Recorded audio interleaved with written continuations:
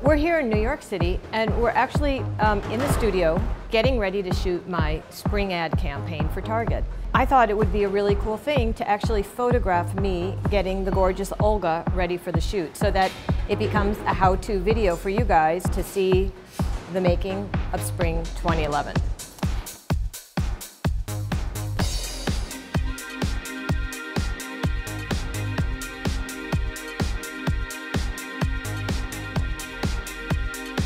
Olga is completely clean-faced, and I'm going to start with a bit of the vitamin serum. Literally, I just go right on top of the moisturizer, which we've already applied. I'm going to actually step right into foundation, and I'm using the Perfecting Luminous foundation in Vanilla. The thing that's amazing about this foundation, one is that it blends and it builds. You can control the application, so you can keep it as thin as you want, or you can actually build on it to get a heavier coverage. So really the decision is yours of how much coverage you want. And I'm actually using a new foundation brush, which is so fantastic. One of the most important things about foundation is getting the color right. The key is once you put it on that skin and you start blending it in, you no longer see it. Then you definitely know it's the right shade. Now I also apply it, as you can see, right over the whole eyelid. If you were doing this and going out, you don't necessarily need foundation all over the face. Really only apply it where it's needed. If I need to brighten up or lighten up under the eyes a little bit, I'll go back and do that secondary. So, you know, there is usually that rule of thumb that you do concealer then foundation, but you can reverse it if you want. Really, really important to go over the whole eyelid because we all have a lot of discoloration on our eyelids, and it really gives a beautiful canvas and cleans up everything so that your eye color can go on a really clean surface. When I go over the lip line with a little bit of foundation, it gives me a really smooth surface to work on that, you know, fills in, and it actually feels like it fills in any of the super fine lines around the mouth.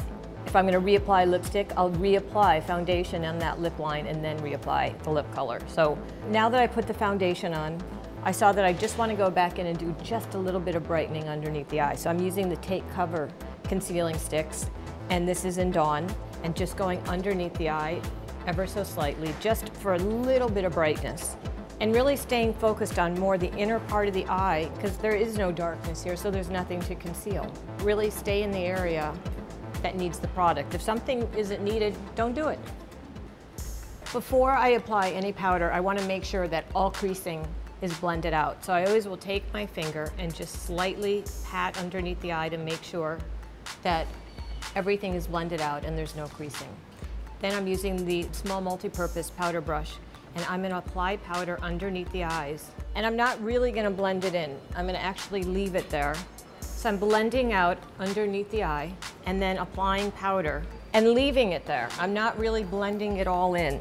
It's really being used as a shield to collect any fallout that might occur while I'm applying Olga's eyeshadows.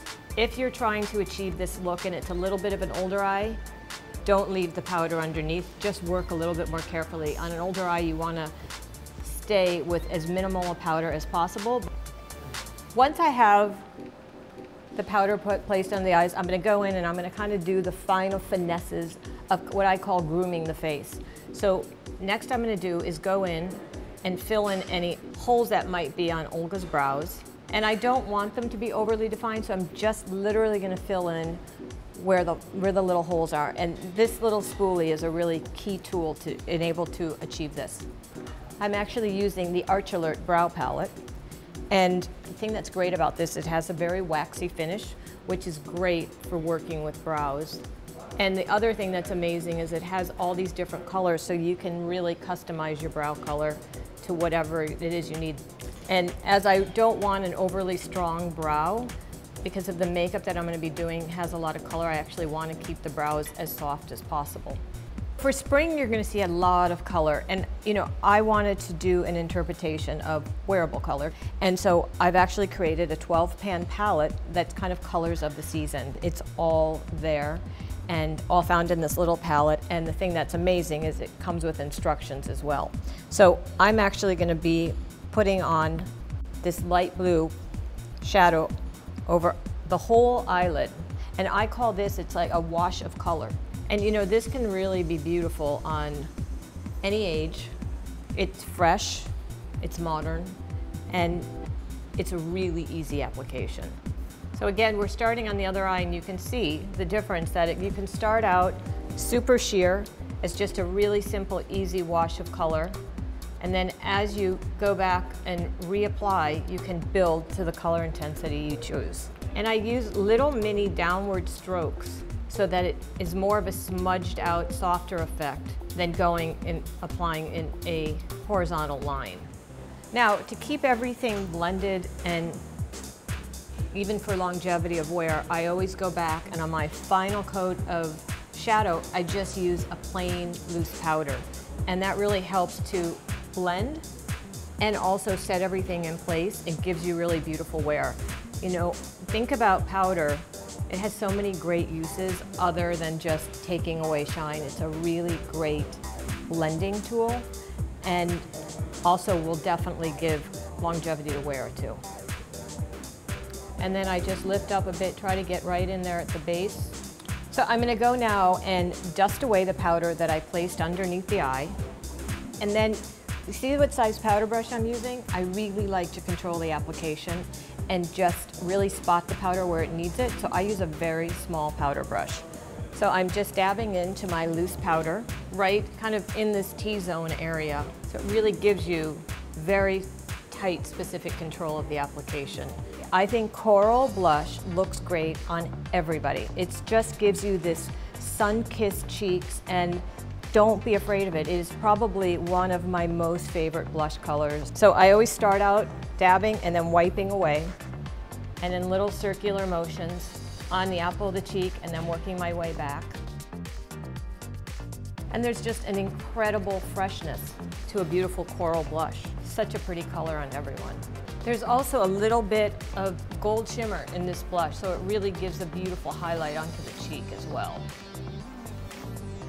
We are now onto the lips, and what better color to partner with Sunset Blush, Sunrise Lip Pencil. I like filling in the whole lip and using it almost as a base for my lip color. And you can see that as I'm applying my lip pencil, I often go in and you'll see me soften the edges to keep that all soft so it's not such a defined lip. By just taking your finger and softening up that line, it gives you a lot of cheek space.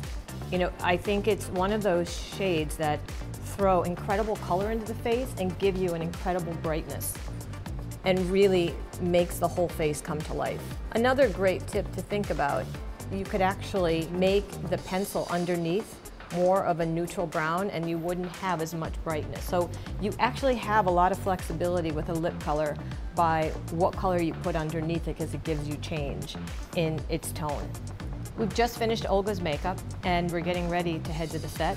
This is it, spring 2011, and it's all about color.